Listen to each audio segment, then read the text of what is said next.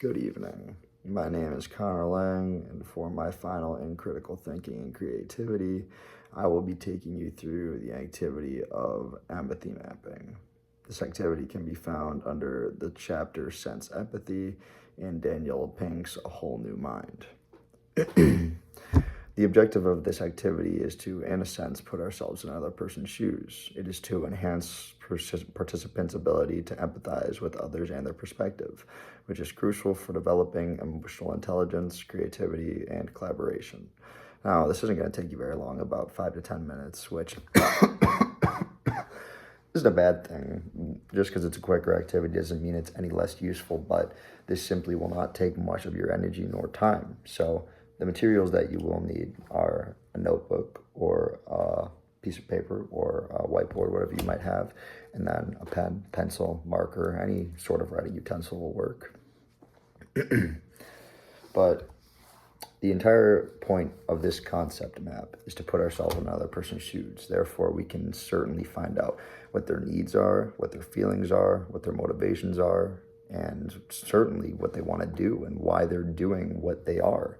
Whether that be making a new invention, figuring out why it rains, making a new version of the wheel, whatever that may be, we can put ourselves in their shoes and figure out exactly what they're going through, whatever they might be thinking. Now, in a concept map, it's quite easy to set up. You only have 4 columns at the top of your page and one word at the top of each column. The first column at the top will say think. The next column will say feel. The next column will be say. And the last column will be do. Now, why these words? Why such simple words, one syllable, not much to them? That is because sometimes the simplest words have the deepest meanings. Let's say you're going through a breakup or you're going through a really hard time in your life. What might you be thinking? What might you be feeling at that time in your life? Would you be sad? Would you be upset? Would you be angry? Would you be pissed off at the world? Who knows? What might you say? Would you be talking to yourself? Would you be talking to your loved ones? And what might you do? What might you do out of your anger, out of your sadness, or anything in between? That is the entire point of this concept map. Empathy map. I meant empathy map. But we are not going to put ourselves in one person's shoes in an experience. So, for example, our topic today will be the loss of a loved one, which everyone has experienced. I myself, most recently, a month back, when I lost one of my best friends, my Nana. So this is actually a relevant exercise. What I might be thinking during this time, I was more confused and more sad than I've ever been in my entire life. I was asking questions I didn't think that I had any right to be asking, especially to the big man upstairs, my God. And so, yeah, even talking about it now, definitely still get a little bit emotional. But at the time, I didn't really believe it. I was more sad and confused than any time in my life, and I still am. I miss her to this day, and I still think about that time to this day, but in a way it helps me to appreciate the fact that she's still with me now, and she's still all around me now, which means she just gets to spend the rest of my life by my side watching over me, which is something that I really enjoy. And so what I was feeling was my emotions were heavier than wet clothes on a stormy day. I don't even know how to say it, but my feelings were in the drain. I was sad. I was angry. I was torn. I was frustrated. I was everything in between. I was cursing. I was yelling. I was crying. I was losing my head, all because I hadn't experienced anything like this before. This was the first major loss in my life, and it was the first major loss that I had ever experienced in my life having to do with a family member, so it really hit hard.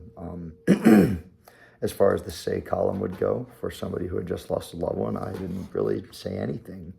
I had nothing to say. I was really just sat there in silence, which is pretty weird, because I feel like in a lot of situations involving empathy or emotions, you're quiet, or you're really loud, or you find any excuse to talk in general, which is kind of what I'm doing right now. But at the same time, it is nice to talk about it because, like I said, Back then, I really didn't have anything to say. I still don't have much to say other than the fact that I miss her. I miss my Nana. I love her, and I know she's always watching over me. But what did I do?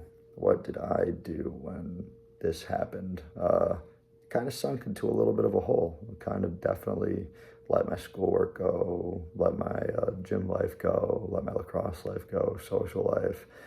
Kind of just took a little bit to heal and grieve, and I'm still definitely doing that, but in a much healthier fashion than I am now. So going back, for example, empathy map, and the topic right now is the loss of a loved one.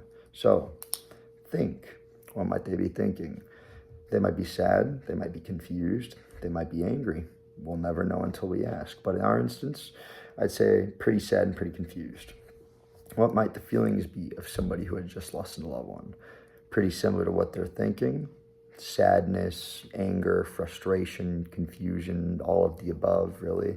The emotional spectrum could be hard to pinpoint, especially when going through a traumatic experience. But what would they say?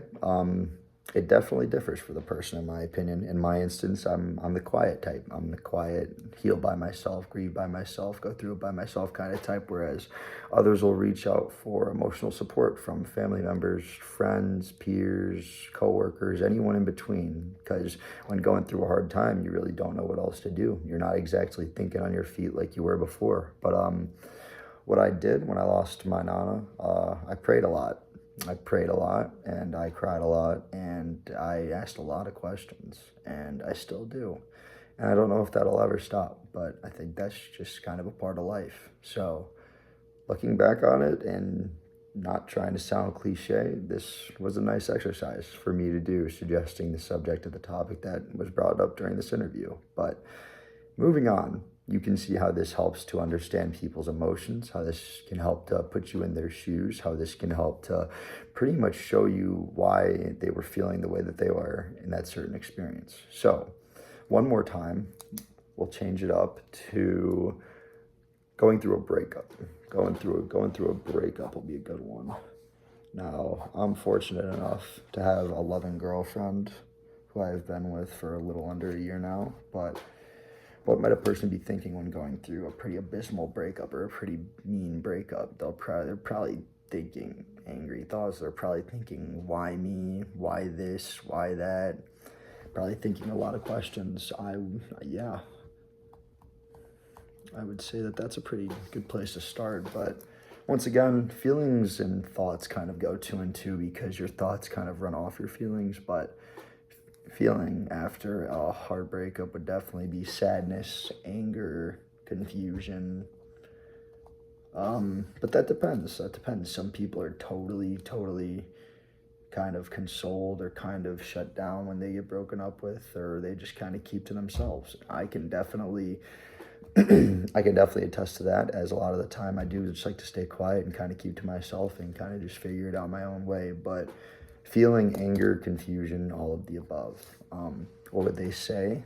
Depending on the relationship and the breakup and how bad it was, there could be consolement, there could be words of positivity, there could be curse words, there could be hugging, there could be fighting, there could be a lot of things. It's kind of, how do I say, subjective to who you're empathy mapping with and the partner that you're trying to empathy map with.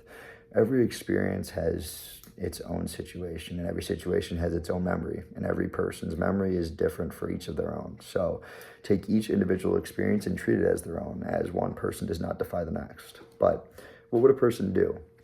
A person would probably cry. They might take revenge. They might not be thinking in the right headspace. A person might yell or act out or do anything to get the attention of that person who they just lost. But yeah, that was pretty much all I had for you guys today on the topic of empathy mapping. So just kind of to go through, an empathy map is used to put ourselves in another person's shoes. We use the feelings of thinking, emotion, what we say and what we do in an experience to help us empathize and to help us advance in our studies having to do with a person's skills, a person's experience, and their motivations behind why they did what they did. But Overall, empathy mapping is a great way not only to put yourself in another person's shoes, but to realize your own experiences and to come to terms with your own sort of emotions and your own sort of studies.